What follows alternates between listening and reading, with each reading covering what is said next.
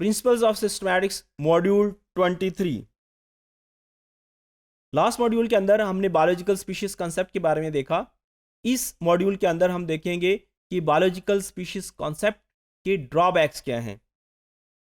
तो अगर हम बायोलॉजिकल स्पीशीज कॉन्सेप्ट के ड्रॉबैक्स की बात करें तो जो बायोलॉजिकल स्पीशीज कॉन्सेप्ट है ये एसेक्सुअली जो ऑर्गेनिज्म रिप्रोड्यूस करते हैं उस पर अप्लाई नहीं हो सकता।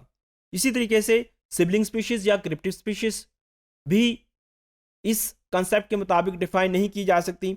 इसी तरीके से क्योंकि यहाँ पे रिप्रोडक्टिव आइसोलेशन की हम बात करते हैं तो बहुत सारे एक्सेप्शनल केसेस भी मौजूद हैं, तो इनको हम बारी बारी डिस्कस करते हैं। सबसे पहले हम बात करते हैं एसेक्सुअल रिप्रोडक्शन या यूनिपेरेंटल रिप्रोडक्शन। बहुत सारे ऑर्गेनिज्म ऐसे होते हैं जो कि सेक्सुअली रिप्रोड्यूस नहीं करते बल्कि एसेक्सुअली रिप्रोड्यूस करते हैं। बहुत सारे प्लांट्स, बहुत सारे एनिमल्स के अंदर ये एग्जांपल्स मौजूद हैं।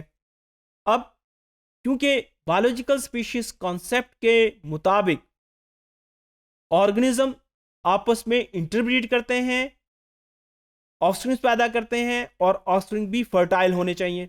अब यहाँ पे तो जो एसेक्सुअली रिप्रोड्यूस करते हैं ऑर्गेनिज्म वो तो दो पेरेंट्स को इन्वॉल्व ही नहीं करते, वो तो यूनिपेरेंटल होते हैं। इस वजह से वो इस कंसेप्ट के मुताबिक जो इंटरब्रीडिंग है उस पर पूरा नहीं उतरते। इस वजह से एसेक्सुअली रिप्रोड्यूसिंग ऑर्गेनिज्म जो है उनको हम स्पीशीज का दर्जा नहीं दे सकते इस कंसेप्ट के मुताबिक। इसी तरीके से अगर हम बात करें बहुत सारे प्लांट्स के अंदर और एनिमल्स के अंदर जो रिप्रोडक्शन होती है वो यूनिपेरेंटल है, जिसके अंदर पार्थिनोजेनेसिस, एपोमिक्सिस या बडिंग, पार्थिनोजेनेसिस, एपोमिक्सिस और बडिंग जो है ये सारे एसेक्सुअल मेथड ऑफ रिप्रोडक्शन है। ये मेथड्स लोअर इनवर्टिब्रेट्स और लोअर वर्टिब्रेट्स के अंदर कॉमन है। मायर के मुताबिक हम इन स्पीशीज को जो कि एसेक्सुअली रिप्रोड्यूस करते हैं, सेक्सुअली रिप्रोड्यूस नहीं करते, उनको स्पीशीज का दर्जा नहीं दे सकते। इसी तरीके से अगर हम बात करें सिबलिंग स्पीशीज की या क्रिप्टिक स्पीशीज की तो बायोलॉजिकल स्पीशीज कंसेप्ट के मुताबिक हम इन स्पीशीज को भी डिफाइन नहीं कर सकते।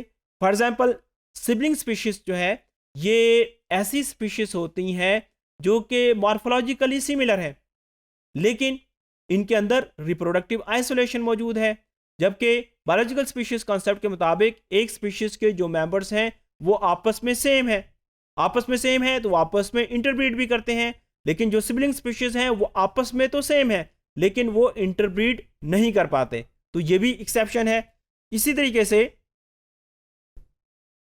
क्योंकि हमारे पास फोसल रिकॉर्ड कंप्लीट नहीं है, स्पीसिएशन का कंप्लीट रिकॉर्ड मौजूद नहीं है, इस वजह से हम बहुत सारे ऐसे ऑर्गेनिजम्स जिनका इंटरमीडिएट रिकॉर्ड नहीं है उनके बारे में फैसला नहीं कर सकते कि ये स्पीशीज इनको कंसिडर करना चाहिए या नहीं करना चाहिए। क्योंकि एवोल्यूशन जो है ये एक कॉन्टिन्यूस प्रोसेस है।